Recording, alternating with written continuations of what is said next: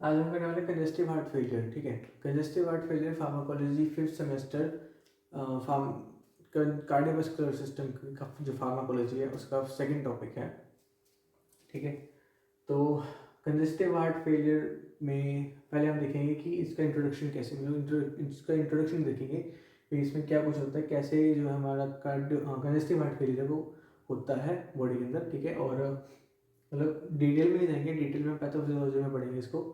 ठीक है, और इसके अलावा जो हमारी ड्रग्स हैं वो इस पर कैसे काम करेंगी वो हम फर्दर लेक्चर्स में देखेंगे। ठीक है, फर्स्टली हम इसके इंट्रोडक्शन के बारे में जानते हैं कि एक्चुअली में होता क्या है कंजेस्टिव हार्ट फेलियर। ठीक, कंजेस्टिव हार्ट फेलियर क्या होता है कि जब आपका जो हार्ट है वो फेल हो जाता है पंप करने के लिए। हार्ट का मेन काम क्या होता है, वो ब्लड को पंप करता है, बॉडी पूरी बॉडी के अंदर सर्कुलेट करता है। ठीक है, तो through capillary system, vasculature system, pulmonary system. ठीक है, तो ये सब इसके अंदर इंक्लूड होते हैं। ठीक है, अभी हम सिर्फ हार्ट की बात कर रहे हैं कि हार्ट जो है वो पंप करने से फेल हो जाता है। ठीक है, फेल कैसे हो सकता है कि जब वर्कलोड जो है हार्ट के ऊपर वो काफ़ी ज़्यादा हो जाता है। अब आप ही देख लो, अपने आप को देख लो, अगर आपको डेली जैसे कि 10-10 असाइनमेंट्स दे देंगे, 20-15 वर्कशीट्स दे देंगे, तो आप एक ही दिन में इतना सब काम करके थक जाओगे। तो ये तो हार्ट है बेचारा वैसे ही डेली लगा रहता है, अगर इस पर और प्रेशर डाल देंगे और वर्कलोड डाल देंगे तो ये भी एक टाइम पे आके फेल हो सकता है। ठीक है, तो अगर ये फेल हो जाता है तो इसकी वजह से क्या होगा, जो ब्लड है वो पूरी बॉडी के अंदर सर्कुलेट नहीं होगा, जो टिश्यू की डिमांड है ऑक्सीजन की, न्यूट्रिएंट्स की, वो पूरी नहीं होगी। ठीक है, जिसकी वजह से उनको मतलब उनको प्रॉब्लम फेस करनी पड़ सकती है, इन दी एंड डेथ हो सकती है। ठीक है, इसमें डेथ का जो मोर्टेलिटी का जो खतरा है वो ज़्यादा है। ठीक है, तो कंजेस्टिव हार्ट फेलियर जो है जब हार्ट फेल हो जाएगा पंप करने से तो उसमें बहुत ही बड़ा एक प्रॉब्लमेटिक कंडीशन है। तो इसमें जो है कितने टाइप होता है, वैसे ये होता है 2 टाइप का, एक्यूट एंड क्रोनिक। अब जो एक्यूट है वो एब्रप्ट, मतलब एक तरह जब से जो हार्ट है वो एकदम से बंद हो जाए, काम करना रुक जाए। वैसे क्यों हो सकता है, क्योंकि जैसे काफ़ी आप ज़्यादा एक्सरसाइज कर रहे हो, जैसे हमारे जो कार्डियो में करते हैं, एरोबिक्स वगैरह करते हैं, अगर उनमें बहुत ज़्यादा हम मतलब बहुत ज़्यादा जान लगा दी भाई आज एक्सरसाइज करने में कि आज ही बदलाव कराना हमने, तो ठीक है, तो उस कंडीशन में आपका जो हार्ट है वो इतना वर्कलोड सहन नहीं कर पाएगा कई बार, क्योंकि आपका लाइफस्टाइल ऐसा होता है, आप नॉर्मली इतना वर्कआउट करते नहीं हो। अगर आप ग्रेजुअली तो थोड़ा कर ऐसे कर रहे हो तो वो धीरे धीरे अपनी कैपेसिटी बढ़ाता रहता है, बट आप एकदम से इतना करोगे तो जनरली इसीलिए कहा जाता है कि पहला दिन है, हम जब भी जैसे जिम वगैरह करते हैं या एक्सरसाइज करते हैं, कभी भी घर पे करते हैं, बाहर करते हैं, कहीं भी करते हैं, तो हमें पहले दिन यही कहा जाता है कि आज थोड़ी कर दो, फिर धीरे धीरे इंक्रीज करते रहना, क्योंकि इससे जो आपकी हार्ट की कैपेसिटी है to pump enough blood to like fulfil the demands of tissues, fulfil the demand of body of the blood की जो डिमांड है बॉडी की, उसको कंप्लीट करने के, फुलफिल करने के लिए उतना वो कैपेसिटर वो अपनी कैपेसिटी बढ़ा लेता है। ठीक है, क्योंकि जब आप एक्सरसाइज करते हो तो आपके टिश्यू की डिमांड जो है, ऑक्सीजन की डिमांड जो है वो बहुत ज़्यादा बढ़ जाती है। ठीक है, तो उसको फुलफिल कई बार अगर हार्ट नहीं कर पा रहा है तो आपका जो हार्ट है वो फेल हो चुका है, वो पंप नहीं कर पा रहा है, तो आपका बट जो आपका हार्ट है वो फेल हो चुका है। ठीक है, तो एक्यूट में अब एकदम से वो फेल हो जाता है कि आज आपने जिम ज्वाइन की, आज ही आपने पतला होकर दिखाना है 2 घंटे के अंदर अंदर, तो इसमें आपके हार्ट फेलियर के चांसेस बहुत ज़्यादा हैं। 100% आपका हार्ट फेल होगा ही होगा, मतलब भगवान ना करे आपका हो, बट स्टिल ऐसी कंडीशन में करोगे तो होगा। कॉमन कॉजेज क्या हो सकते हैं, इनकेस अगर आपको कोई इंटरनल डिसीज़ हो, जैसे कि कार्डियोवास्कुलर डिसीज़ जो हमारी होती है, मायोकार्डियल इन्फेक्शन हो गया, अरिथमिया हो गया, या फिर हमारा एम्बोलिज्म हो गया। एम्बोलिज्म यानी कि जो कई बार से क्लोट्स वगैरह बन जाते हैं हमारी वेसल्स के अंदर या हार्ट के अंदर, या फिर पल्मोनरी में कहीं जैसे लंग्स के अंदर कहीं बन गया, जैसे जो ये मतलब एयरवेज के अंदर जो हमारी ब्लड वेसल्स होती हैं वहाँ पे कहीं बन गया, तो अगर वहाँ पे क्लोट वगैरह बन जाता है तो धीरे धीरे वो मतलब उसको क्लोट को हम थ्रोम्बस बोलते हैं। थ्रोम्बस जो है फर्दर जब और ज़्यादा स्ट्रॉन्ग हो जाता है तो उसको बोलते हैं एम्बोलिज्म।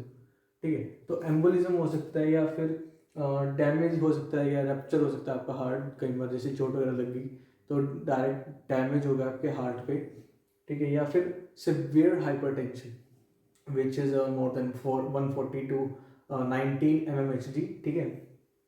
तो ये सब कंडीशन कुछ कॉमन कॉज हो सकते हैं जो कि एब्रप्टली कॉज कर सकते हैं आपको heart failure in acute heart failure, ठीक है। तब ये तो हमारा एक्यूट हार्ट फेलियर हो गया। एंड देन आफ्टर अगर हम बात करें कि क्रॉनिक हार्ट फेलियर में क्या कुछ होता है, क्रॉनिक हार्ट फेलियर में आपका जो हार्ट फेलियर है वो ऐसे एकदम से नहीं होगा कि एकदम से आज आप जिम गए और आपका हार्ट फेल हो गया, ठीक है, ऐसा नहीं होगा। वो ग्रेजुअली इंक्रीज होगा। इसके पीछे आपकी कोई एक्सरसाइज वगैरह का कारण नहीं होता है।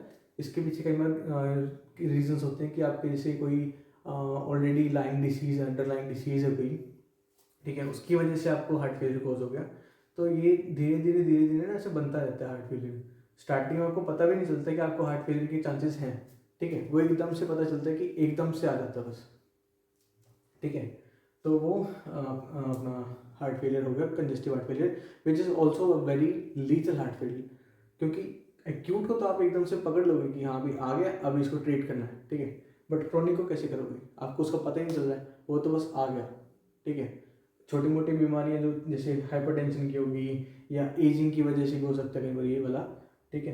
कार्डियक कोई डिसीज़ है आपको, ठीक है, जैसे कि अपना अरिथमिया हो गया या कुछ भी, ठीक है, अनीमिया, लंग डिसीज, तो कुछ भी ऐसा हो सकता है जिसकी वजह से धीरे धीरे जो कंजेस्टिव हार्ट फेलियर के चांसेस हैं वो बढ़ सकते हैं।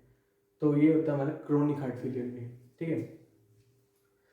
अच्छा, जो कंजेस्टिव हार्ट फेलियर है, ठीक है, अब स्टार्ट हम क्या कैसे रहता है कि फार्माकोलॉजी में हम पढ़ते तो ऐसे मेडिकेशंस के बारे में, ठीक है, हमारा नॉर्मली काम मेडिकेशंस के बारे में ही पढ़ना है। फार्माकोलॉजी में अगर हम बात करें ड्रग्स के बारे में, जो हमारी ड्रग्स होती हैं जैसे कोई भी ड्रग, तो उनके बारे में पढ़ना होता है फार्माकोलॉजी में। बट अगर हम नॉर्मल बेसिस पे बात करें तो हमारी बॉडी का भी एक डिफेंस मैकेनिज्म होता है, ठीक है।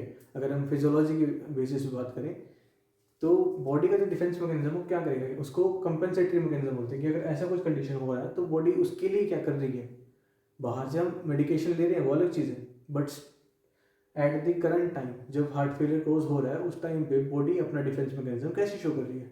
तो उसके डिफरेंट डिफरेंट मेथड्स हैं, जैसे कि फर्स्ट क्या कह सकते हैं, हाइपरट्रॉफी। हाइपरट्रॉफी आप कैसे क्या होता है कि जो हार्ट की जो मसल्स होती हैं वो थोड़ी बड़ी हो जाती हैं, थोड़ी सी मतलब ऐसे अपनी थिकनेस को बढ़ा लेती हैं ताकि जो हार्ट की मतलब हार्ट के अंदर का जो स्पेस है वो फुलफिल हो सके, ताकि वो इनफ पंप कर सके कि अगर थोड़ा ब्लड भी है तो उसको भी अच्छे से पंप किया जा सके। तो उसको बोलेंगे, उस कंडीशन को बोलेंगे हाइपरट्रॉफी, जिसमें हार्ट जो है वो थोड़ा सा थिक हो जाएगा, ठीक है।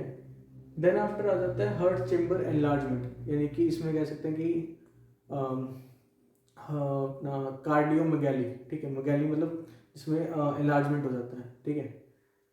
तो एनलार्जमेंट में अगर जैसे हार्ट की बात करें, ताकि वो इनफ मतलब अगर हार्ट देखो आपका हार्ट है वो अगर एनलार्ज हो जाता है, ठीक है, तो एनलार्ज होने की वजह से जो हार्ट है वो अच्छे से जो पंप का मतलब अच्छे से एक तो फुल हो रहा है, ठीक है, क्योंकि कई बार क्या होता है कि वर्कलोड इतना हो जाता है, या तो वर्क आएगा नहीं तब फेल हो गया, या फिर वर्कलोड इतना हो गया कि उसको संभाल नहीं पा रहा, ठीक है। तो उस कंडीशन में हमारा एनलार्जमेंट काम आएगा, क्योंकि देखो जब हार्ट बड़ा होगा तो इनफ ब्लड जो अपने अंदर कैरी कर पाएगा उतने को ही फिर आगे वो सर्व कर पाएगा, आगे भेज पाएगा, ठीक है। तो अगर एनलार्जमेंट की बात करेंगे तो इस तरह से वो अपना काम कर पाएगा, कंपेंसेटरी मैकेनिज्म इस तरह से शो कर पाएगा। देन आफ्टर अगर हम बात करें एक्टिवेट्स RAAS सिस्टम, ये कौन सा सिस्टम होता है भाई, रेनिन एंजियोटेंसिन एल्डोस्टेरोन सिस्टम। ये आपने अपनी फिजियोलॉजी में आपने पढ़ा होगा, जब आपने किडनी का सिस्टम पढ़ा होगा उसमें आता है ये RAS, बहुत ही पोटेंशियल है इस सिस्टम में। ये आपके हार्ट को डायरेक्ट वो कर सकते हैं, क्या कहते हैं, पंप करवा सकता है थ्रू AT2 एंजियोटेंसिन 2 जो हमारा मॉलिक्यूल जो होता है वो डायरेक्ट एक्ट करता है हमारे हार्ट के ऊपर फॉर कंट्रैक्शन पर्पसेस। एंड लेकिन इसका एक डिसएडवांटेज है, वो है ये कि ये आपके वाटर और सोडियम रिटेंशन को बढ़ा देता है, जो कि ब्लड वेसल्स के अंदर कॉज करेगा इंक्रीज ब्लड वॉल्यूम। हम ऑलरेडी जो वर्कलोड है वो इतना ज़्यादा है, अगर उस पर हम और ज़्यादा वाटर वगैरह बढ़ा देंगे, मतलब जो जा रहा था उसको भी रोक देंगे, क्योंकि रीनल जो फ्लो था वो कम हो गया, ठीक है, तो कुछ बाहर तो जाएगा नहीं। तो इसकी वजह से जो हमारा हार्ट फेलियर है वो और थोड़ा सा बढ़ सकता है, बट क्योंकि 82 की वजह से थोड़ा सा वो कॉन्ट्रैक्शन वाला काम आ जाता है, तो ये इसको कंपनसेट कर देता है, ठीक है। बट देखो, जैसे हार्ट फेलियर हो रहा है, आपके सामने कोई पेशेंट है, ठीक है, तो फर्स्ट थिंग तो आपको ये देखनी है कि वो उसको ना तो पानी वगैरह देना है, क्योंकि अगर पानी दोगे तो ब्लड वॉल्यूम और बढ़ेगी, वर्कलोड और ज़्यादा बढ़ेगा, तो इससे आप उसकी मदद नहीं करोगे, आप उसको और खतरे में डाल दोगे, ठीक है। तो ये मतलब एक ध्यान रखने वाली बात है कि जब आपको कहीं भी हार्ट फेलियर का केस दिखे तो आपको उसको पानी तो बिल्कुल नहीं देना है, ठीक है। अच्छा, इसके बाद हम सबसे पहले इसकी क्लासिफिकेशन देख लेंगे। क्लासिफिकेशन वैसे इसकी बेस्ड है हमारे एक New York association of NYCA, New York cardiac association, इन्होंने क्लासिफिकेशन दी थी हमें, कार्डियक एसोसिएशन,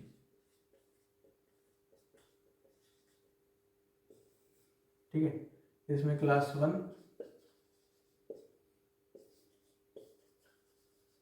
क्लास 2, क्लास 3 और एंड में क्लास 4। जो क्लास 4 है वो मोस्ट सीवियर केस में है, कि जब मोस्ट सीवियर हार्ट फेलियर हो तब उस केस में वो मेडिकेशन देनी है। क्लास 1 में जैसे कि बहुत ही ज़्यादा आपने एक्सरसाइज कर ली है, ठीक है, एक्सट्रीम एक्सर्शन, मतलब एक्सर्शन के बेसिस पे हमने हार्ट फेलियर की मेडिकेशन को डिवाइड किया कि अगर क्लास 1 है तो मतलब एक्सट्रीम एक्सर्शन। अब एक्सट्रीम एक्सर्शन का मतलब क्या हुआ कि आपने बहुत ज़्यादा कुछ ऐसा काम किया है कि जिसकी वजह से आपका हार्ट रेट बढ़ गया है, ठीक है, कि आपको मतलब जैसे एक्सर्शन बहुत ज़्यादा हो रही है, थकावट बहुत ज़्यादा हो रही है, क्योंकि आपने बहुत ही ज़्यादा काम कर लिया है, ठीक है, तो उस केस में एक्सट्रीम एक्सर्शन जो है होगी, ठीक है। क्लास 2 में मॉडरेट एक्सर्शन है, या हम कह सकते हैं कि हाँ मॉडरेट एक्सर्शन, और क्लास 3 में माइल्ड एक्सर्शन, मतलब थोड़ी कम होगी एक्सर्शन जो है वो। तो अगर थोड़ी कम एक्सर्शन में अगर आपको स्टिल हार्ट फेलियर हो रहा है तो इसका मतलब वो थोड़ा नोट करने वाली बात है, क्योंकि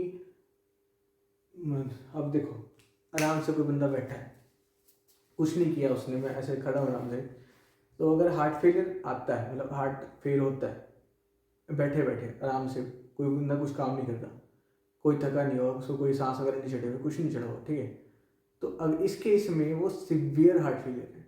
बट अगर कोई बंदा भाग के फुल से मैराथन भाग के आया हुआ है, ठीक है, तो उस केस में जो हार्ट फेलियर होगा वो सीवियर होगा, क्योंकि नहीं सॉरी सीवियर कह रहा हूँ, सीवियर इसमें बैठे हुए में होगा, और जो मैराथन भाग के आया है उस केस में वो लाइट मतलब हाई एक्सर्शन की वजह से उसको हार्ट फेलियर हुआ, ठीक है, तो उसमें अगर नॉर्मल मेडिकेशन देंगे तो उससे उसका काम चल जाएगा, क्योंकि हमें सिर्फ उसका जो एक्सर्शन है उसको कम करना है, ठीक है।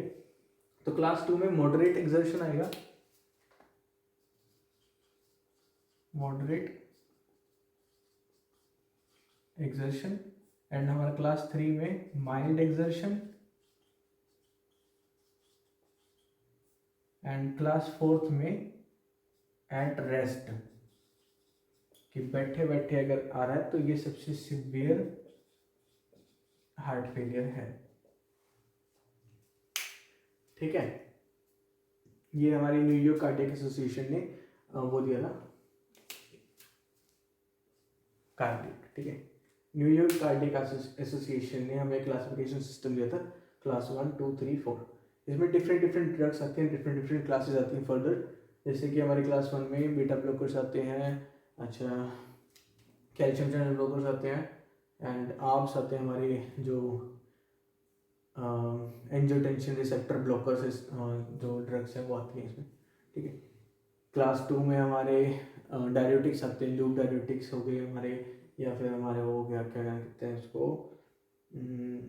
एक और डायरेटिक्स है, तो हम अभी देखेंगे इसको क्लासिफिकेशन में देखेंगे अच्छे से। पहले ये सब हो गया हमारा, इसको मैं रब करके क्लासिफिकेशन लिखता हूँ, उसके बाद हम आगे निकलते हैं, ठीक है। तो कंजेस्टिव हार्ट फेलियर में हमने ये सब देख लिया कि इसमें क्या कुछ होता है, जैसे कि हमारा कैसे होता है, कौन सा टाइप होता है, एक्यूट, क्रोनिक, ठीक है, कंपनसेटरी मैकेनिज्म क्या होते हैं इसके हार्ट फेलियर में, ठीक है। तो अब हम बात करेंगे इसकी मेडिकेशंस की कि क्या कुछ मेडिकेशंस हम इसमें दे सकते हैं। अच्छा, तो इसमें पहली हमने क्लासिफिकेशन जो हमने न्यूयॉर्क कार्डियक एसोसिएशन ने क्लासिफिकेशन जो दी थी, उसमें क्लास 1 में जो ड्रग्स आती हैं, उसके बाद सबसे पहले उसमें ड्रग आती है एस इनहिबिटर्स, ठीक है। तो एस इनहिबिटर्स जो है हमारे, वो एंजियोटेंसिन कन्वर्टिंग एंजाइम इनहिबिटर्स होते हैं।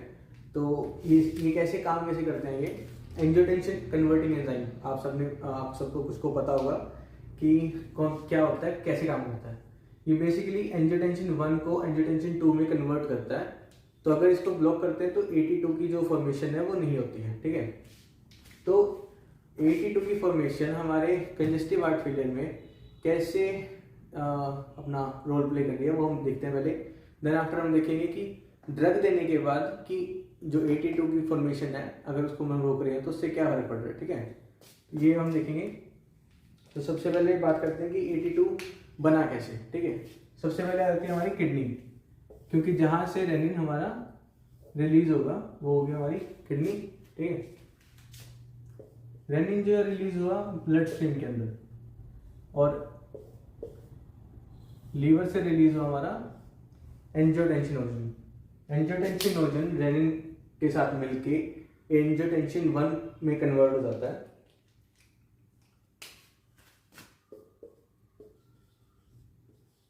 एंजियोटेंसिनोजन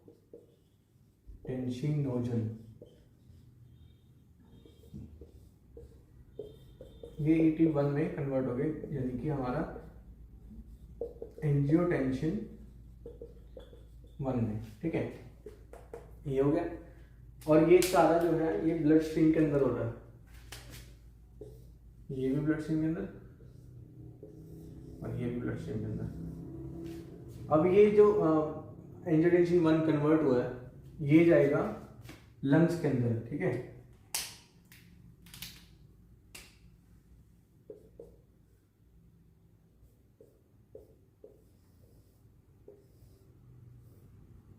ये हमारे लंग्स है। तो ये जो एंजियोटेंसिन 1 है, ये यहां से 82 में कन्वर्ट हो जाएगा। कैसे हुआ? लंग्स में हमारे पास प्रेजेंट होता है एंजियोटेंसिन कन्वर्टिंग एंजाइम, ठीक है। तो 81 जो है एंजियोटेंसिन कन्वर्टिंग एंजाइम की मदद से 82 में कन्वर्ट हो जाता है, यानी कि एंजियोटेंसिन 2 में कन्वर्ट हो जाता है। और यहाँ पे हमारे जो एंजाइम है, ACE enzyme, angiotensin converting enzyme, जो यहाँ पे प्रेजेंट होते हैं, लंग्स में प्रेजेंट होते हैं, ठीक है। तो अगर हम इनको ब्लॉक कर दें, अच्छा चलो पहले देख लेते हैं 82 काम कैसे करता है, ठीक है। अब 82 यहाँ पे बन गया हमारा, ठीक। 82 क्या करेगा, सबसे पहले तो इसके 82 के जो रिसेप्टर्स होते हैं वो प्रेजेंट होते हैं हमारे आर्टेरियोल्स में, ठीक है, किडनी में। किडनी के ऊपर जो एक स्ट्रक्चर होता है विच इज एड्रीनल ग्लैंड, ठीक है, इसके ऊपर प्रेजेंट होते हैं, ठीक है। तो ये 81 का रिसेप्टर हो गया, किडनी में रिसेप्टर हो गया, एड्रीनल ग्लैंड का रिसेप्टर हो गया। एंड देन आफ्टर इसका प्रेजेंट होता है हार्ट के ऊपर, हमारे हार्ट में जो हमारे कॉन्ट्रैक्टाइल मसल्स सेल होते हैं उनके ऊपर इसका रिसेप्टर प्रेजेंट होता है, ठीक है। अच्छा 82 का जो एक और काम होता है वो होता है ब्रेन में जो हमारा पिट्यूटरी ग्लैंड होता है ना, उसको वहां से हमारा एडीएच को स्टिमुलेट करता है। कैसे? ये हमारा ब्रेन है, ठीक है, यहाँ पे हमारा पिट्यूटरी ग्लैंड प्रेजेंट होता है। जो 82 क्या करेगा, वहां से एडीएच को यानी कि हमारा एंटी डायबिटिक हार्मोन को रिलीज करवाएगा। वो काम कहाँ पे करेगा? जाके हमारी किडनी पे, ठीक है। 82 अब यहाँ से देखो 82 अगर वेंट्रिकल इस पे आर्टरीज पे काम कर रहा है तो क्या करेगा? आर्टरीज का कॉन्ट्रैक्शन करवाएगा। किडनी पे काम करेगा तो रेनिन को रिलीज करवाएगा डायरेक्ट एक्शन से, ठीक है। और एड्रीनल ग्लैंड पे काम करेगा तो एल्डोस्टेरोन को भी रिलीज करवाएगा, एल्डोस्टेरोन, ठीक है। एडीएच और एल्डोस्टेरोन दोनों क्या करेंगे? रीएब्जॉर्प्शन को रोकेंगे, ठीक है। मतलब रीएब्जॉर्प्शन को बढ़ा देंगे, रीएब्जॉर्प्शन को बढ़ा देंगे, जिसकी वजह से क्या होगा कि जो यूरिन का आउटपुट है वो बहुत ही ज्यादा कम हो जाएगा। यूरिन आउटपुट गेट स्लो, ठीक है। तो यूरिन आउटपुट कम होगा तो यानी कि जो ब्लड प्रेशर है वो बढ़ेगा। और एंड डायस्टोलिक वॉल्यूम यानी कि जो वॉल्यूम हार्ट में वेंट्रिकल्स में जो जाएगी वॉल्यूम, ठीक है, वो जो है वो बढ़ेगी। एंड डायस्टोलिक वॉल्यूम बढ़ेगी, एंड डायस्टोलिक वॉल्यूम बढ़ेगी तो प्रीलोड बढ़ेगा। प्रीलोड क्या होता है? प्रीलोड मतलब कि वेंट्रिकल्स में जो वॉल्यूम प्रेजेंट है, जिसके ऊपर वेंट्रिकल्स ने कॉन्ट्रैक्शन करवानी है, उसको कहते हैं प्रीलोड, ठीक है। तो प्रीलोड बढ़ेगा तो हार्ट के ऊपर वर्कलोड बढ़ेगा, तो वर्कलोड बढ़ेगा तो अगेन फिर से हार्ट फेलियर की कंडीशन बनेगी, ठीक है। उसके बाद अच्छा यहाँ तक का हो गया। वेंट्रिकल जब ये हमारी आर्टरीज पे कॉन्ट्रैक्शन करवाएगा तो फिर से वही पेरिफेरल रेजिस्टेंस बढ़ेगा। पेरिफेरल रेजिस्टेंस बढ़ने की वजह से जो हमारे हार्ट पे सिस्टोलिक, क्योंकि आर्टरीज है तो सिस्टोलिक जो हमारा ब्लड प्रेशर है वो बढ़ेगा, तो उसकी वजह से कार्डियक आउटपुट बढ़ेगी। नहीं समझो, कार्डियक आउटपुट के ऊपर मतलब हार्ट के ऊपर बेसिकली वर्कलोड बढ़ेगा, ठीक है। तो इससे भी प्रॉब्लम आएगा। अच्छा, हार्ट पे डायरेक्ट कॉन्ट्रैक्टाइल एक्शन है, एक तो ऑलरेडी हार्ट के ऊपर वर्कलोड जितना, ऊपर से वापस और ज्यादा मतलब वो क्या कहते हैं वर्कलोड हो दे रहे हैं कॉन्ट्रैक्टाइलिटी का, तो उससे भी जो स्ट्रेस है वो हार्ट पे बढ़ेगा, ठीक है। उसके बाद ये तो था हमारा 82 का एक्शन। अब हम देखते हैं कि जो हमारा एस इनहिबिटर्स हैं उनका एक्शन क्या रहेगा, ठीक है। एस इनहिबिटर्स बेसिकली क्या करेंगे? जो ये एस एंजाइम प्रेजेंट है ना यहाँ पे, इसको ब्लॉक कर देंगे, ठीक है। ये जो हमारा एस एंजाइम था इसको ब्लॉक कर देंगे एस इनहिबिटर्स के थ्रू।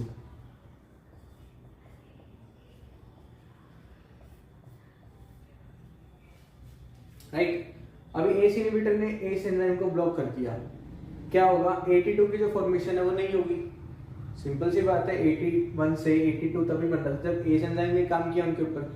तो अगर 82 की फॉर्मेशन ही नहीं होगी तो ना एडीएच रिलीज होगा, ना वहां से रेनिन रिलीज होगा, मतलब रेनिन रिलीज होगा बट वो 82 के बाद स्टिमुलेशन जो रिलीज हो रहा है रेनिन वो नहीं होगा, एल्डोस्टेरोन वहां से रिलीज नहीं होगा, जो डायरेक्ट वेसोकंस्ट्रिक्शन एक्शन है 82 का वो भी नहीं होगा, तो उसकी वजह से जो रेजिस्टेंस है वो नहीं बढ़ेगी, कॉन्ट्रैक्टाइल एक्शन नहीं होगा इसका, तो बेसिकली वर्कलोड जो है हमारा वो कम हो जाएगा, ठीक है। तो 82 को ब्लॉक करने से ये होगा।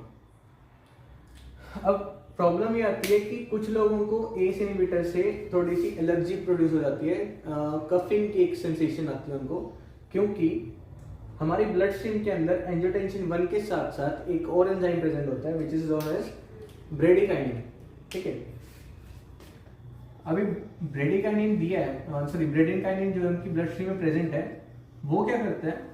जब ब्रेडिकाइनिन ब्लड स्ट्रीम में जो एस एंजाइम है उनसे मिला नहीं होता तब तक वो होता है एक्टिव फॉर्म में, ठीक है। वंस वो अपना क्या कहते हैं मेटाबोलाइज हो जाता है इस एंजाइम के थ्रू, तो वो कन्वर्ट हो जाता है इनएक्टिव फॉर्म में, ब्रेक डाउन हो जाता है। तो ब्रेडिकाइनिन जब ब्रेक डाउन हो गया, इनएक्टिव हो गया, तब कोई दिक्कत नहीं है, क्योंकि वहां पे एस एंजाइम जो है वो अच्छे से अपना काम शो कर रहे हैं, उसको इनएक्टिव कर रहे हैं, ठीक है। बट जब हम एस इनहिबिटर्स देते हैं, एस इनहिबिटर क्या करेंगे? ब्रेडिकाइनिन को वो इनएक्टिवेट कर नहीं पाएंगे, क्योंकि एस इनहिबिटर की वजह से एस एंजाइम अपना काम कर नहीं पाता है। तो ब्रेडिकाइनिन क्या करेगा, लंग्स के अंदर एक्यूमुलेट होगा और लंग्स में इरिटेशन कॉज करेगा, जिसकी वजह से कफ का सेंसेशन आएगा। अब उस कफ के सेंसेशन की वजह से काफ़ी सारे लोग जो है एस इनहिबिटर को प्रेफर नहीं करते।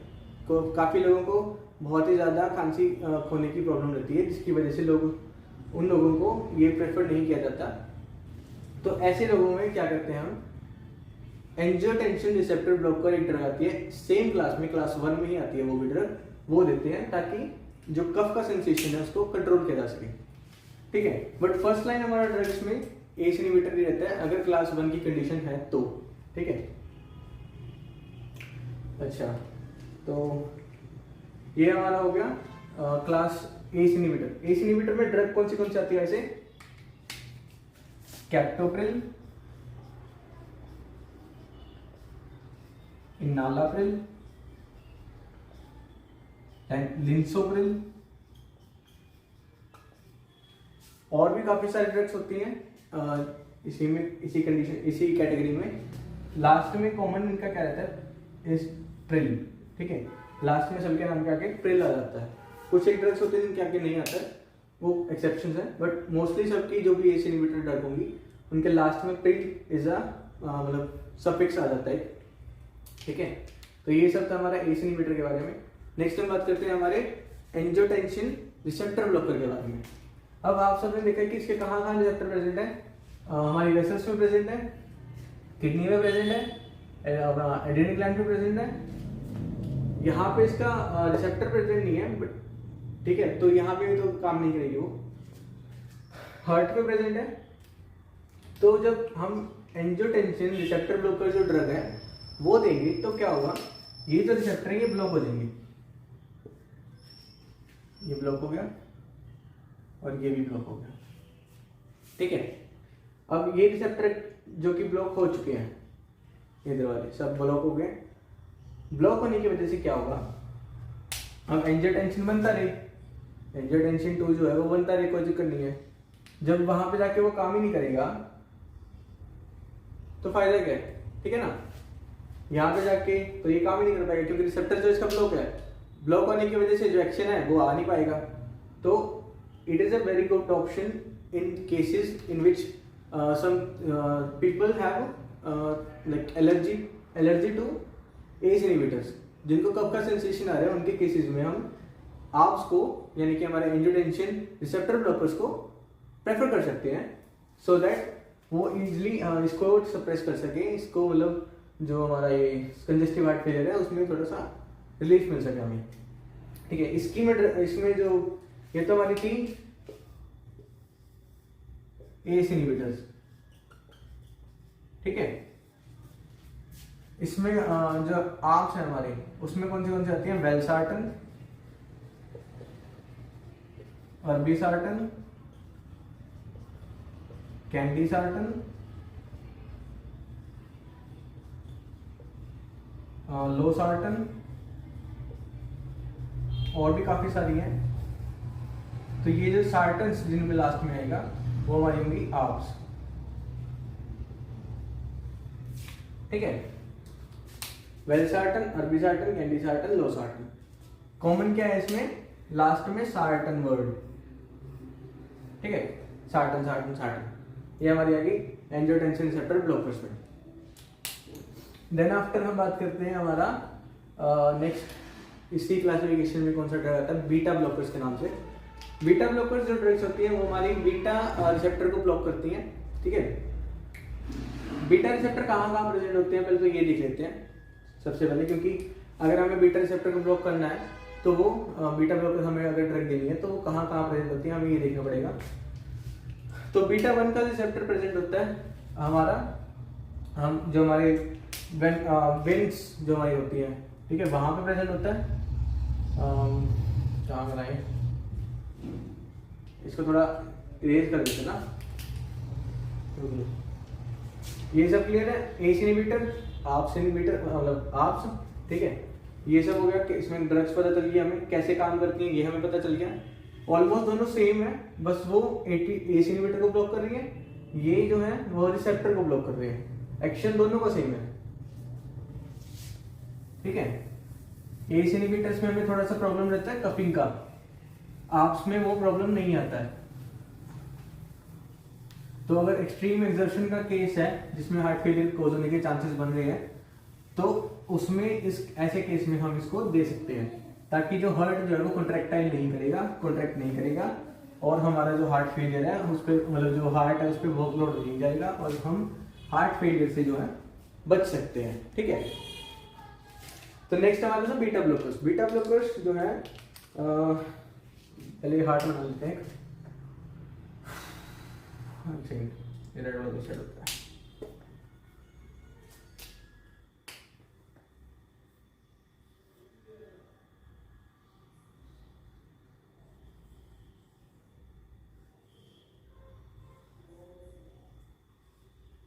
ऑलराइट,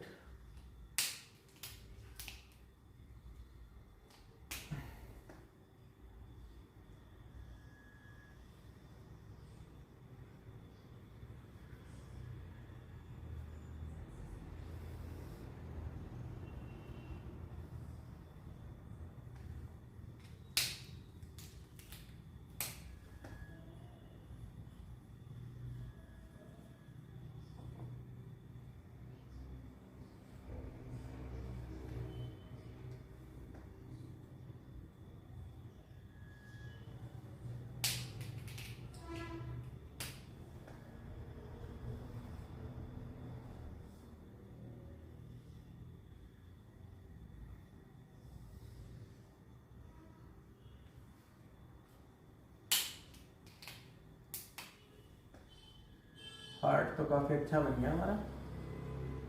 ओह, नजर लगी, थोड़ा साफ कर देते हैं। ठीक है, तो ये हमारी होगी यहाँ से हार्ट अपना आर्टरीज या एओर्टा जो है हमारी। ठीक है, और यहाँ से हमारी जो है वेन्स होगी, फर्दर जो कैपिलरी सिस्टम से कनेक्टेड होती है। ठीक है,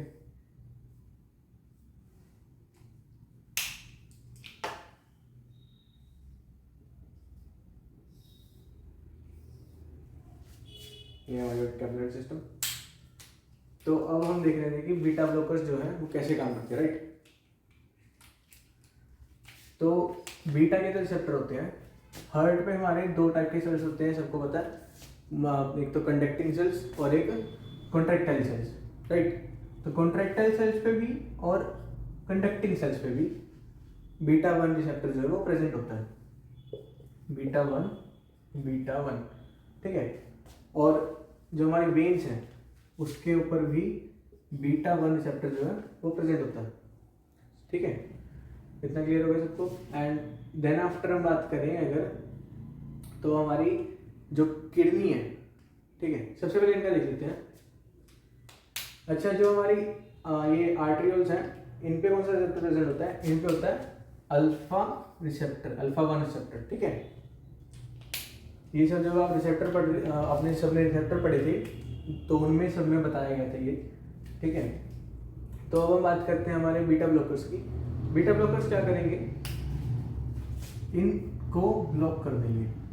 ठीक है, अब क्योंकि अल्फा 1 है तो इसको नहीं करेंगे, सिर्फ बीटा ब्लॉकर्स को, जो हमारे बीटा 1 रिसेप्टर है उनको ब्लॉक कर देंगे बीटा ब्लॉकर्स।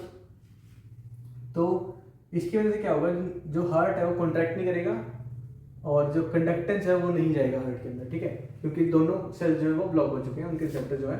तो अगर कोई भी एपिनेफ्रिन, नॉर एपिनेफ्रिन आ रहा है, ठीक है, तो वो नहीं आएगा, मतलब वो काम नहीं कर पाएगा।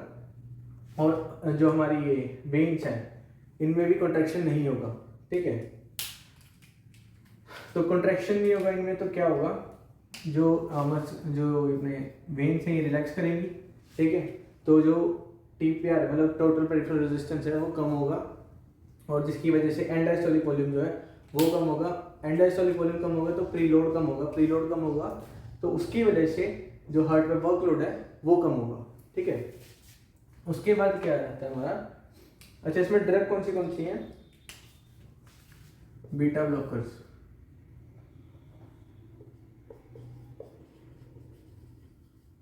इसमें ड्रग आ जाती है हमारी मेटाप्रोलोल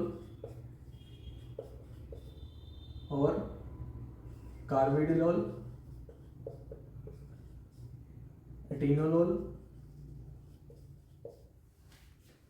मेटाप्रोलोल is a beta blocker, but जो कार्बिडिनोल है वो क्या है, अल्फा प्लस बीटा ब्लॉकर है, ठीक है।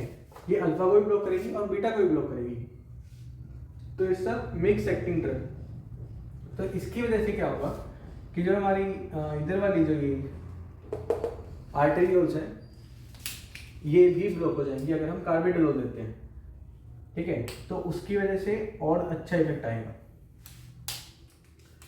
अच्छा, इसके अलावा जो हमारा बीटा रिसेप्टर है वो एक और जगह प्रेजेंट होता है हमारी किडनी में। किडनी में कहाँ पे, हमारा जो नेफ्रॉन होता है, ठीक है। ये मैं एक नेफ्रॉन का स्ट्रक्चर बना रहा हूँ, थोड़ा सा बनाते हैं।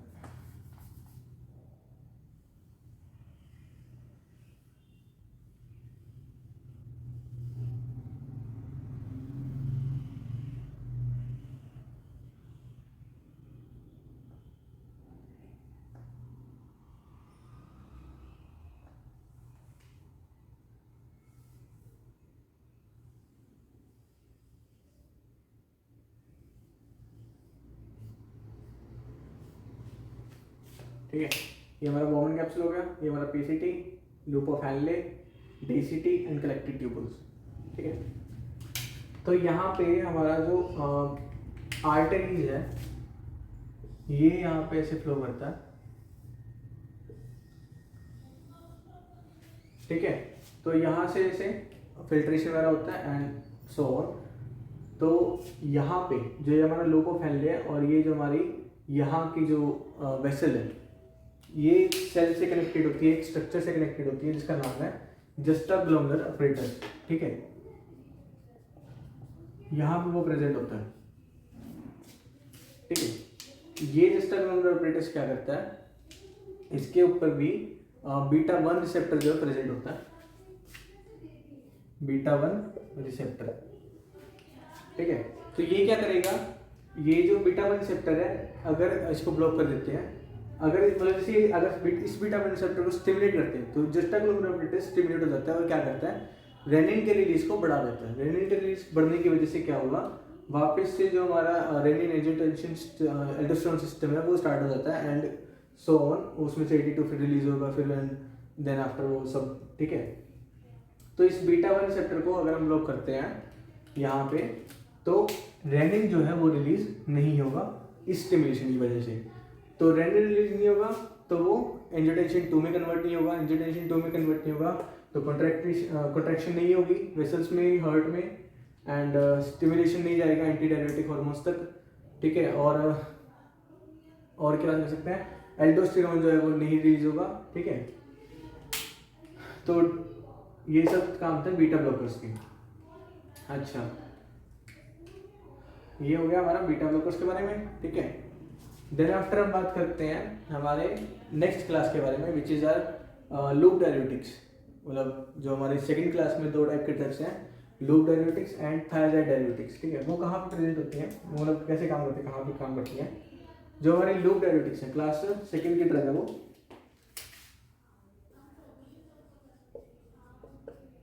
क्लास सेकंड में क्या होता है कि फ्लूइड का जो एक्यूमुलेशन है ना वो बहुत ज़्यादा हो जाता है, ठीक है। तो एक्यूमुलेशन को उसको कम करने के लिए क्या करते हैं, फ्लूइड की जो आउटपुट है उसको बढ़ा देते हैं। तो फ्लूइड का आउटपुट बढ़ाने के लिए हम जनरली क्या देंगे, डायरेटिक्स देंगे, यानी कि जो हमारी यूरिन का आउटपुट जो है वो बढ़ा देंगे। तो यूरिन का आउटपुट बढ़ाने के लिए हमारे पास 2 टाइप के ड्रग्स हैं, लूप डायरेटिक्स एंड हमारा थायराइड डायरेटिक्स, ठीक है। तो लूप डायरेटिक्स कहाँ पे काम करते हैं, लूप डायरेटिक्स आप सबको पता है कि ये लूप ऑफ हैनले है, तो उसी के नाम पे हमने रखा है लूप डायरेटिक्स। तो यहाँ पे वो काम करते हैं, जो जस्टाग्लोमेरुलर अपरेटस है ना ये तब काम करता है जब मतलब ये रेनिन को रिलीज तब करता है, एक तो बीटा 1 के स्टिमुलेशन में रिलीज करता है, बट एक और कंडीशन है जब वो रिलीज करता है रेनिन को कि जब परफ्यूजन यानी कि ब्लड का जो फ्लो है वो उसमें ना क्या कहते हैं कम हो जाता है, ठीक है। मतलब जो हमारी ये वेसल्स हैं इनमें ब्लड का जो परफ्यूजन है वो कम हो जाता है, तो उसकी वजह से क्या होता है कि फिल्ट्रेशन जो है वो कम जाएगा, ठीक है। तो यहाँ तक जो सोडियम का कंसंट्रेशन है वो जस्ता ग्लोमेरुलर apparatus तक पहुंचना उतना पहुंच नहीं पाएगा। तो अगर इसकी जो इसकी रिक्वायरमेंट है सोडियम कंसंट्रेशन की, अगर वो फुलफिल नहीं होती है तो ये क्या करता है कि यहाँ से स्टिमुलेशन भेजता है और अपना रेनिन को जो है वो रिलीज करता है। कहाँ पे? ब्लड स्ट्रीम में। तो रेनिन रिलीज होगा तो क्या होगा? लीवर से एंजियोटेंसिन को लेगा, एंजियोटेंसिन 1 में कन्वर्ट होगा, फिर लंग में जाएगा, लंग में जाके एंजियोटेंसिन 2 में कन्वर्ट होगा एंजियोटेंसिन कन्वर्टिंग एंजाइम के थ्रू।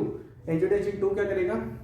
वो स्टिमुलेशन भेजेगा हमारे अपने उसके पास, क्या कहते हैं, ब्रेन के पास। ठीक है, ब्रेन के पास जाएगा, वहाँ से एडीएच आएगा। एडीएच क्या करेगा? यूरिन के आउटपुट को कम करेगा। ठीक है, जो हमारा देन आफ्टर 82 मतलब एंजियोटेंसिन 2 है वो हमारी वेजो कंस्ट्रिक्शन करवाएगा ताकि ब्लड का वॉल्यूम थोड़ा बढ़े वेसल्स के अंदर, ताकि इसकी कंडीशन जो है पूरी हो सके। बेसिकली बात ये है। ठीक है, तो क्लास 2 में अगर हम लूप डाययूरेटिक्स में क्या करते हैं कि सोडियम एंड क्लोरीन, यानी कि जिस को ट्रांसपोर्टर के थ्रू इस जस्ता ग्लोमेरुलर apparatus तक वो सोडियम जा रहा है, उसको अगर हम ब्लॉक कर दें, उस को ट्रांसपोर्टर को हम ब्लॉक कर दें, जिसको हम कहते हैं सोडियम क्लोरीन को ट्रांसपोर्टर। ठीक है, इसको भी हम बता देते हैं थोड़ा सा। तो यहाँ पे ये प्रेजेंट होता है लूप ऑफ हेनरी में। हाँ, एक सेकंड, ग्लाइसरॉल। यहाँ पे क्लोरीन और सोडियम, इनका जो को ट्रांसपोर्टर है, अगर इसको हम ब्लॉक कर देते हैं तो क्या होगा? ये ब्लॉक हो गया तो क्लोरीन और सोडियम की कंसंट्रेशन जो है वो ब्लड में ना जाके हमारे ल्यूमन में, यानी कि जो हमारा नेफ्रॉन का जो ल्यूमन है उसी के अंदर एक्यूमुलेट होगा, और उसकी वजह से क्या होगा? यूरिन का जो आउटपुट है वो बढ़ जाएगा। तो लूप डाययूरेटिक्स इस तरह से अपना काम करते हैं। इसके अंदर ड्रग्स आती हैं फिरोसिमाइड। क्लास 2 में पहले हम करेंगे लूप डाययूरेटिक्स, इसमें ड्रग है फ्यूरोसिमाइड। ठीक है, देन आफ्टर हम बात करें अगर हमारे लूप डाययूरेटिक्स के बाद थायजाइड डाययूरेटिक्स। थायजाइड डाययूरेटिक्स कहाँ काम करते हैं? ये काम करते हैं हमारे डीसीटी में। ठीक है, डीसीटी में को ट्रांसपोर्टर होता है सोडियम, क्लोरीन एंड पोटाशियम। इन तीनों का को ट्रांसपोर्टर होता है। वो क्या करता है? इन तीनों को ब्लड स्ट्रीम में भेजता है और ल्यूमन में से रीअब्जॉर्ब करवाता है। तो अगर इस रीअब्जॉर्प्शन को हम रोक देते हैं डीसीटी में, वैसे देखा जाए तो डीसीटी जो है वो सबसे लास्ट में हमारा रीअब्जॉर्प्शन एक वो आता है, पार्ट आता है। तो यहाँ पे सबसे कम रीअब्जॉर्प्शन होती है, but still it have a lot of effect. ठीक है, तो थायजाइड डाययूरेटिक्स यहाँ पे काम करते हैं डीसीटी में हमारे। वहां से अगर हम इस को ट्रांसपोर्टर को रोक देते हैं, इसको मैं थोड़ा बड़ा करके दिखा रहा हूँ यहाँ पे। ठीक है, तो ये हमारा ऊपर का जो हमारा नेफ्रॉन का जो सेल है वो हो गया, सेल का पार्ट है। ठीक है, ये हमारा ल्यूमेन हो गया। तो यहाँ पे हमारा को ट्रांसपोर्टर है, सोडियम जा रहा है, सॉरी ये ब्लड स्ट्रीम में जा रहा है। ठीक है, ऊपर ब्लड स्ट्रीम है, ऊपर मैं रेड से दिखा देता हूँ आपको, थोड़ा अच्छे से समझ आएगा आप सबको। ठीक है, ये हमारी ब्लड स्ट्रीम होगी, ये हमारा लूमेन का पार्ट है, ये बीच का वो सेल का पार्ट हो गया। तो सोडियम, पोटाशियम का और साथ में क्लोरीन। ठीक है, तो इन सब के अगर ट्रांसपोर्ट को हम रोक दें, ये कहते हैं इसको, इसका नाम है सोडियम पोटाशियम क्लोरीन को ट्रांसपोर्टर। अगर इस ट्रांसपोर्टर को हम ब्लॉक कर देते हैं तो इन तीनों का जो ट्रांसपोर्ट है वो ब्लड में होगा नहीं, और वो जो है ल्यूमन में रह जाएगा, जिसकी वजह से फिर से जो यूरिन का आउटपुट है वो बढ़ जाएगा। यूरिन का आउटपुट बढ़ने की वजह से क्या होगा? जो फ्लूइड एक्यूमुलेशन थी वो कम हो जाएगी। ठीक है, और उसकी वजह से जो हार्ट के ऊपर वर्कलोड है वो भी कम होगा। ठीक है, ये हमारा हो गया क्लास 2 की जो ड्रग्स थी वो होगी। अब हम नेक्स्ट चलते हैं क्लास 3 की ड्रग्स पे। ये मैं मिटा देता हूँ सारा। आप इसमें अगर कोई दिक्कत है आप कमेंट सेक्शन में बता दो, मैं आपका आंसर दे दूँगा। तो इसमें हमारा जो हमारी थायजाइड डाययूरेटिक्स है उसमें ड्रग आती है हमारी हाइड्रोक्लोरथायाजाइड, जो हमारे डीसीटी पे वर्क करेगी। ठीक है, अच्छा नेक्स्ट हम करेंगे इसमें अपना, तो इसमें क्या था वैसे, बीटा ब्लॉकर्स क्या कर रही थी? बीटा जो रिसेप्टर उसको ब्लॉक कर रही थी, और जो डाययूरेटिक्स थे वो क्या कर रहे थे? जो हमारा लूप डाययूरेटिक है वो लूप ऑफ हेनरी में एक्ट कर रहा था, सोडियम और क्लोरीन की अपना रीअब्जॉर्प्शन जो है उसको ब्लॉक कर रहा था।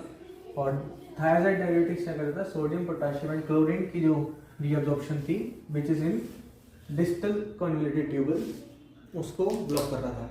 अब नेक्स्ट हम क्लास करेंगे, क्लास हमारी थर्ड, उसमें कौन सी आती है हमारी, पोटाशियम स्पेरिंग डाययूरेटिक्स आती है। सबसे पहले पोटाशियम स्पेरिंग डाययूरेटिक्स जो है उसमें दो टाइप की डाययूरेटिक्स होते हैं वैसे, ठीक है। पोटाशियम स्पेरिंग डाययूरेटिक्स, इसमें दो टाइप के डाययूरेटिक्स होते हैं, पर हमें इसमें कंजेस्टिव हार्ट फेलियर में एक टाइप का पढ़ना है। जो दूसरा टाइप है वो जब हम डाययूरेटिक्स पढ़ेंगे तब हम करेंगे, ठीक है। तो फर्स्ट है वो कौन सा, एल्डोस्टेरोन एंटागोनिस्ट, ठीक है, जो हमें इसमें पढ़ना है। और इसकी जो ड्रग है उसका नाम क्या है, स्पाइरोनोलेक्टोन, स्पाइरोनोलेक्टोन, ठीक। अब जो स्पाइरोनोलेक्टोन है वो एक्ट करती है हमारी एल्डोस्टेरोन के ऊपर, उसको एंटागोनाइज करती है ताकि जो एल्डोस्टेरोन का एक्शन है वो ना आ पाए, ठीक है। तो एल्डोस्टेरोन कहाँ से निकलता है, सबको पता है, एड्रीनल ग्लैंड से, ठीक है। तो प्रेजेंट कहाँ होता है, किडनी के ऊपर जो हमारा एड्रीनल ग्लैंड है उसके ऊपर जो हमारा ये एल्डोस्टेरोन है प्रेजेंट होता है, राइट। तो यहां से हमारा एल्डोस्टेरोन निकलता है। स्पाइरोनोलेक्टोन क्या करेगा, इसके एक्शन को एंटागोनाइज करेगा, ठीक है। तो इसकी वजह से जो एल्डोस्टेरोन है वो अपना एक्शन शो नहीं कर पाएगा। अब एल्डोस्टेरोन अगर अपना एक्शन शो नहीं करेगा तो वो क्या करेगा, उससे क्या होगा कि जो हमारा डायरेटिक एक्शन था वो कम हो जाएगा, क्योंकि एल्डोस्टेरोन क्या करता है, रीअब्जॉर्प्शन को बढ़ाता है, ठीक है। रीअब्जॉर्प्शन बढ़ाएगा तो क्या होगा, जो हमारा क्या कहते हैं यूरिन का आउटपुट है वो कम होगा। रीअब्जॉर्प्शन बढ़ गया तो यूरिन का आउटपुट जो है वो कम होगा, तो हमें यूरिन का आउटपुट जो है वो बढ़ाना है। तो स्पाइरोनोलेक्टोन एल्डोस्टेरोन के एक्शन को एंटागोनाइज करेगा, उससे जो हमारा यूरिन का आउटपुट है वो बढ़ेगा, ठीक है। एंड इसके बाद हमारा इसी क्लास में, क्लास जो हमारी ये थर्ड चल रही है, क्लास थर्ड, इसमें सेकंड जो क्लासिफिकेशन आती है वो आती है वेजोडाइलेटर्स की, ठीक है। वेजोडाइलेटर्स डायरेक्ट वेजोडाइलेटर्स होते हैं, कुछ वेनोडाइलेटर्स, आर्टेरियोडाइलेटर्स और कुछ मिक्स डाइलेटर्स होते हैं जो लोग आर्टेरियो और वेनो दोनों को डायलेट करते हैं, ठीक है। उनमें कौन से आते हैं, इसमें हमें दो टाइप के ट्रिप करने मिलेंगी, हाइड्रोलाजिन और भी बहुत सारे होते हैं, हम इनके बारे में बाद में बात करेंगे। अभी के लिए हम सिर्फ हमारे हार्ट फेलियर पे फोकस्ड है, ठीक है। आइसोसोर्बाइड डाइनाइट्रेट,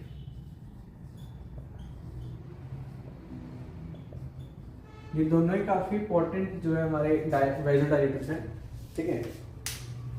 ये कैसे काम करते हैं, जो हमारी वेन और आर्टेरियोल्स हैं, वेन्यूल्स और आर्टेरियोल्स, ठीक है। तो आर्टेरियोल्स हमारे जो यहाँ पे हो गए, ठीक है, ये हमारा कैपिलरी हो गया जो, ठीक है, और ये हमारी वेन्यूल्स और वेन्यूल साइड की कैपिलरी होगी ऐसे, ठीक है। तो ये जो है हाइड्रोलाजिन और आइसोसोर्बाइड डाइनाइट्रेट, ये हाइड्रोलाजिन जो है वो हमारे आर्टेरियोल्स पे काम करता है और आइसोसोर्बाइड डाइनाइट्रेट जो है वो वेन्यूल्स पे काम करता है, ठीक है। ठीक है, हाँ। तो हाइड्रोलाजिन कैसे काम करेगा, एक्शन दोनों का सेम ही है ऑलमोस्ट। क्या रहता है कि जो हमारा स्मूथ मसल सेल है दोनों में, ठीक है, दोनों के अंदर स्मूथ मसल सेल रहता है, बस फर्क है ये वेन्यूल्स का है, ये आर्टेरियोल्स का है, ठीक है। तो हम इसको थोड़ा बड़ा बना देते हैं, उसको थोड़ा एडिट कर देते हैं।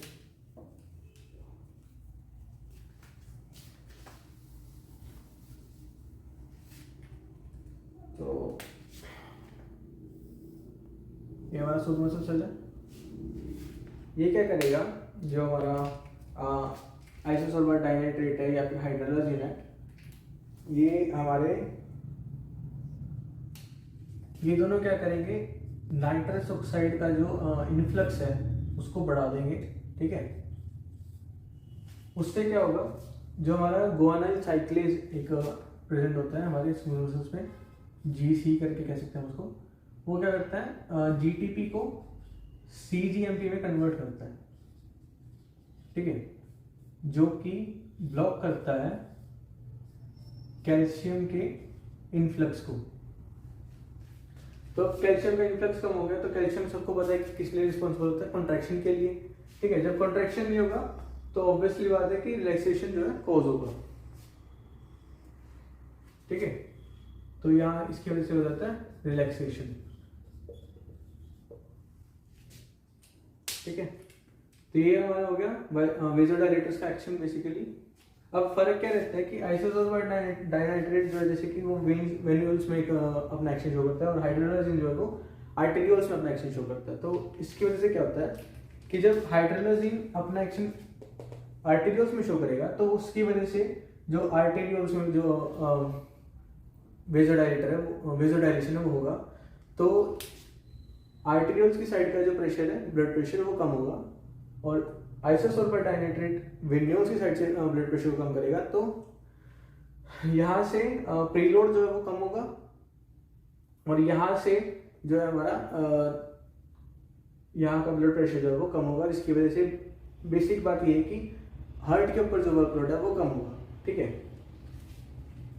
तो ये था हमारा वेजोडाइलेटर्स और पोटेशियम स्पेरिंग डायरेटिक्स में, ठीक है। नेक्स्ट एक ड्रग रहता है इसी क्लासिफिकेशन में, वो है हमारा एंट्रेस्टो। एंट्रेस्टो एक कॉम्बिनेटोरियल ड्रग है, मतलब उसमें दो ड्रग्स का कॉम्बिनेशन यूज करते हैं हम बेसिकली। उसका कैसे है, ड्रग का नाम है एंट्रेस्टो, ठीक है। इसमें दो ड्रग होती हैं, सेक्यूबिट्रिल प्लस, और एक होती है हमारी वेलसार्टन, ठीक है। अब वेलसार्टन सबको पता है कौन सी है, हमारी ARBs यानी कि एंजियोटेंसिन रिसेप्टर ब्लॉकर्स, ठीक है। सेक्यूबिट्रिल क्या है, वो है नेप्रोलाइसिन इनहिबिटर, नेप्रोलाइसिन इनहिबिटर, ठीक है। ARBs का एक्शन सबको पता है कि एंजियोटेंसिन का जो रिसेप्टर है उसको ब्लॉक करेगा। नेप्रोलाइसिन इनहिबिटर का क्या काम है, हार्ट में से हमारे एक पेप्टाइड जो है रिलीज होता है जब भी परफ्यूजन जो है कम जाता है, ठीक है। जो मतलब परफ्यूजन जो है वो ब्लड, मतलब जो ऐसी कंडीशन में जो जब हार्ट आता है तो हार्ट क्या करता है, पेप्टाइड रिलीज करता है जिसका नाम है ब्रेन नाइट्रियूरेटिक पेप्टाइड, ठीक है। ब्रेन नाइट्रियूरेटिक पेप्टाइड एक पेप्टाइड है जो हार्ट से रिलीज होता है, और वो क्या करता है, AT2 को इंक्रीज करता है, स्टिमुलेट करता है, ठीक है। AT2 को बढ़ाता है, और ब्रेन नाइट्रियूरेटिक पेप्टाइड को क्या करता है, एक जो नेप्रोलाइसिन है, ठीक है, वो सॉरी ब्रेन नाइट्रियूरेटिक पेप्टाइड जो है वो AT2 को वो करता है, कम करता है, ब्रेक डाउन करता है, ठीक है। और जो नेप्रोलाइसिन है वो इसको क्या करते हैं, ब्रेक डाउन करता है। नेप्रोलाइसिन BNP को इनहिबिट करता है, ठीक है।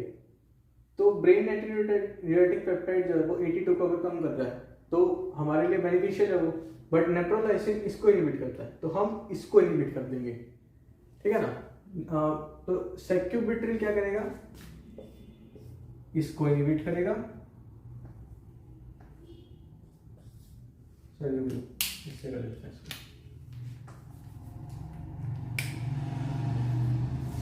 नेप्रोलाइसिन सेक्यूबिट्रिल से इनहिबिट हो जाएगा, वेलसार्टन AT2 के रिसेप्टर को ब्लॉक कर देगा, कि यहाँ से AT2 को भी कम कर दो और वहां से उसके रिसेप्टर को ब्लॉक कर दो। तो इस मिक्स एक्शन की वजह से जो इफेक्ट है वो काफी अच्छा हो जाता है, ठीक है। तो ये हमारी क्लास 3 की ड्रग है एंट्रेस्टो। तो क्लास 3 में हमारी थी पोटेशियम स्पेरिंग डायरेटिक्स, जिसमें हमने एंडोस्टेरोन एंटागोनिस्ट किया था जिसकी ड्रग है स्पाइरोलोलेक्टोन, और सेकंड हमने क्लासिफिकेशन की थी वेजोडाइलेटर जिसमें हमने पढ़े हैं हाइड्रोलाजिन और आइसोसोर्बर डाइनाइट्रेज के बारे में, जो कि नाइट्रस ऑक्साइड को इन्फ्लक्स जो है उनको बढ़ा देते हैं मसल सेल्स के अंदर, स्मूथ मसल सेल्स के अंदर।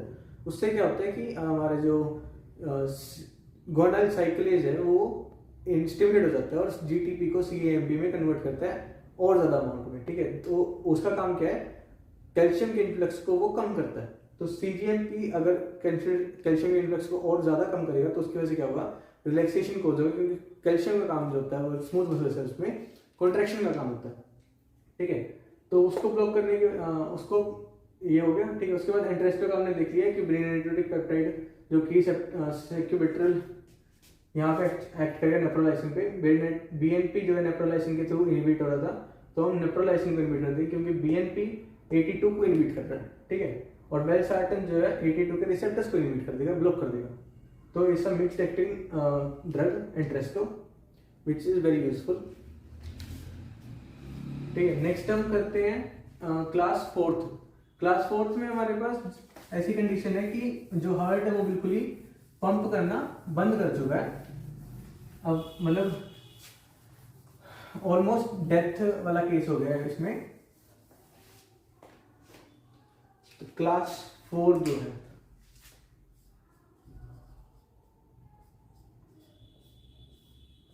इसमें ड्रग आती है हमारी डाइजॉक्सिन, ठीक है। डाइजॉक्सिन जो ड्रग है हमारी वो क्लास 4 में दी जाती है, क्योंकि जब एट रेस्ट में जब हमारा हार्ट फेलियर होता है तो वो बहुत ही सीवियर हो जाता है, इसमें हार्ट जो है बिल्कुल ही पंप करना बंद कर देता है। तो डाइजॉक्सिन एक तरह का कार्डियोटोनिक होता है जो कि हमारे हार्ट को फिर से पंप करने में हेल्प करता है। और अगर हम इसको बाकी 3 कंडीशन में देते हैं तो डेथ कंफर्म हो जाती है, क्योंकि उनमें कॉन्ट्रैक्टिलिटी हो रही है, थोड़ी बहुत ही हो रही है बट हो रही है, ठीक है। लेकिन क्लास 4 में वो कॉन्ट्रैक्टिलिटी बंद हो चुकी है बिल्कुल, तो ये कॉन्ट्रैक्टिलिटी को एकदम से काफ़ी ज़्यादा एनहांस कर देता है। तो इसलिए इसको नॉर्मल कंडीशंस में देना नॉट प्रेफरेबल, ठीक है। डाइजॉक्सिन जो है हमारा वो कैसे काम करता है, इसका वैसे कोई ज़्यादा मतलब एनहांस्ड वो कोई क्या कहते हैं उसको प्रोसीजर मैकेनिज्म ऑफ एक्शन तो नहीं बता रखा है इतना। उसमें क्या हो रहा है कि हमारा जो डाइजॉक्सिन का मतलब एक सेल है हमारा, ये स्मूथ मसल सेल, ये क्या करेगा, वेगल नर्व जो हमारी होती है जो एसिटाइलकोलिन को अपना लेके आती है, मतलब ठीक है, वो एसिटाइलकोलिन को सेंड करती है डिफरेंट सेल्स तक। तो क्या हो रहा है कि एसिटाइलकोलिन का जो रिसेप्टर है वो होता है M2 रिसेप्टर, ठीक है। M2 receptor which is a GPCR receptor, GPCR type receptor, ठीक है। कैसा होता है, मतलब ये मान लेते हैं हमारा, ठीक है, ये हमारा M2 रिसेप्टर है, ठीक है, M2 रिसेप्टर। अच्छा, इसके बाद जो हमारा वेगल नर्व है वो क्या करेगा, एसिटाइलकोलिन को लेकर आएगा, एसिटाइलकोलिन एंड ये कहाँ से आ रहा है, वेगल नर्व से आ रहा है, ठीक है। तो वेगल नर्व को स्टिमुलेट कर देता है डाइजॉक्सिन।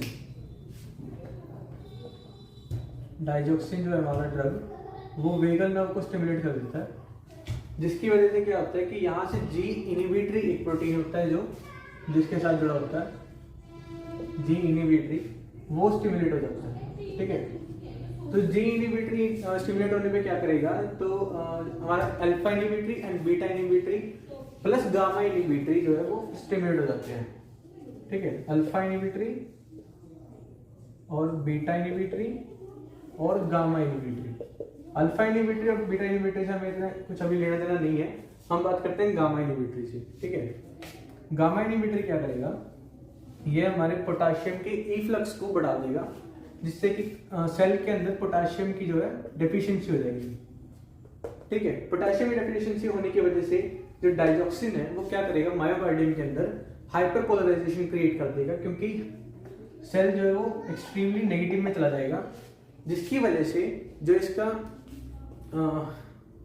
हमारा क्या नाम है, हाइपरपोलराइजेशन की वजह से क्या होगा कि जो हमारा टाइम टू थ्रेशोल्ड पोटेंशियल है, मतलब जैसे कि हार्ट बीट करते हैं ना, तो ये सब ऐसे मायोकार्डियल के जो कंडक्टेंस वाले जो सेल्स हैं उनमें हो रहा है, ठीक है। तो उनमें क्या करेगा, जो कंडक्टेंस जो है बढ़ रही थी, ठीक है, बढ़ी है, तो उसको एक तो कंट्रोल करेगा और दूसरा उसको नॉर्मल रेट से वापस से चलाने की कोशिश करेगा, ठीक है। तो जो जैसे कंडक्टेंस का एक ग्राफ बनाते हैं, इसका कैसा होता है, तो ये हमारा बड़ा हुआ था, ठीक है, ये ऐसे, तो ये काफी फास्ट रेट पे चल रहा है। तो हमारा जो ये ड्रग है डाइजॉक्सिन क्या करेगा, इसको स्लो कर देगा थोड़ा, क्योंकि हाइपरपोलराइजेशन की वजह से जो थ्रेशोल्ड पोटेंशियल है वो लेट रीच होगा और इसकी वजह से जो हार्ट रेट है वो नॉर्मल कंडीशन में आ जाएगा और दूसरा थोड़ा आराम से बीट करना शुरू करेगा। और इस तरह से जो हमारा डाइजॉक्सिन है वो अपना एक्शन देता है। इसके अलावा मतलब हमारे पास कंजेस्टिव हार्ट फेलियर में हमारी सारी जो ड्रग्स है वो हमने कंप्लीट से जो डाइजॉक्सिन के जो ड्रग है वो हम अरिथमिया में भी दे सकते हैं। अरिथमिया में भी वो जो मतलब हमारी जो हार्ट बीट है उसको नॉर्मलाइज कर देता है, ठीक है। हार्ट फेलियर के केस में भी ये काफ़ी यूजफुल रहता है, ठीक है। तो ये इसका एक्शन रहेगा। अच्छा, वैसे कोई स्पेसिफिक मतलब और इसके अलावा कोई एक्शन इसका स्पेसिफिक है नहीं, ये सिर्फ हमारी जो वेगल नर्व है, यहाँ पे लिख देता हूँ, ये हमारी वेगल नर्व है जो एसिटाइल कोलिन को कैरी करती है थ्रू टू मतलब डिफरेंट रिसेप्टर्स तक पहुंचाने के लिए, ठीक है। तो वेगल नर्व के जो इस एसिटाइल कोलिन को ये है डाइजॉक्सिन जो है वो बढ़ा देता है, ठीक है। तो मेन एक्शन इसका यही रहता है डाइजॉक्सिन का, ठीक है। उसके अलावा फिर जो डिफरेंट जैसे डाइजॉक्सिन अब दिया है तो उसकी वजह से हो सकता है कि और भी कुछ कंडीशंस हो, वो हम इसकी फार्माकोलॉजिकल कंडीशंस में देख लेंगे, ठीक है। और अब के बस अभी कंजेस्टेड हार्ट फेलियर जो यहाँ पे खत्म होता है। इसके बाद हम नेक्स्ट टॉपिक करेंगे अपना हाइपरटेंशन का, वो हम नेक्स्ट वीडियो में देखेंगे।